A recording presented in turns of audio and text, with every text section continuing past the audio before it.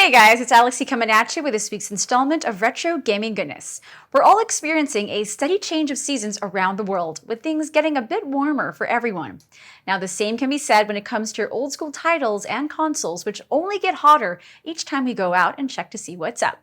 From remakes to demakes to updated releases for classics of the past, the choices one could have when it comes to sweet retro games just keep getting better. As you all know, the action never really stops whenever we bring you the news each week, so sit tight, brace yourselves, and enjoy what we got in store for you all. But before that, make sure to like and subscribe so you'll always be up to date with the latest retro news.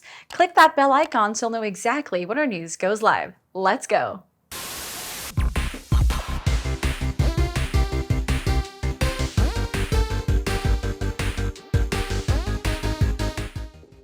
We got a sweet surprise for any Star Wars fan who don't mind a cheeky but cool little spin-off for the Game Boy Advance and MSX.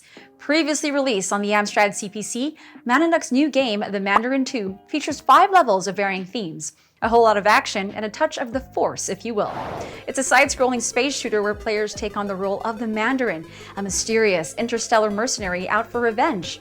You'll be taking on the likes of General Limoncello, a bad guy with some really bad plans involving a new space station under construction. Now it's up to you to foil those plans with your ship, shoot everyone into deep space, and help the rebels reclaim the galaxy. If you're looking to have a great time and don't mind going through outer space, you can check out the Mandarin 2 over at itch.io. Now let's take a look at an absolute classic that involves a bit of shooting, but with a bit more audience participation. If you've ever owned a Nintendo and a light gun back in the 80s or 90s, then you've probably heard of a little game called Duck Hunt. Now if you haven't, it's a fun old school title where players fire a NES zapper at a CRT television. Yes, it doesn't get as old school as that. You have 3 attempts per round to shoot ducks and clay pigeons. And if you fare well, that cute little dog will let you know. This time around, Marggines unofficially released the NES Classic over to the Commodore Amiga. Then as of today, you can play the 1.2 update. Duck Hunt is one of the few fan favorites from the past that actually involves some light gun action. Nothing really came close. The hunting is fun and fast-paced. All you need to do is point and shoot. So if you want to relive those Duck Hunt memories or want to try it for the first time, fire up the Commodore Amiga and get to shooting. Now onto something fairly new, but with a sweet retro touch.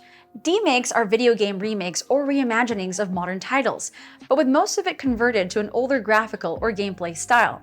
It's one of the most charming creations of the gaming community and helps in keeping the retro experience alive. That being said, have you heard of a certain title called Palworld?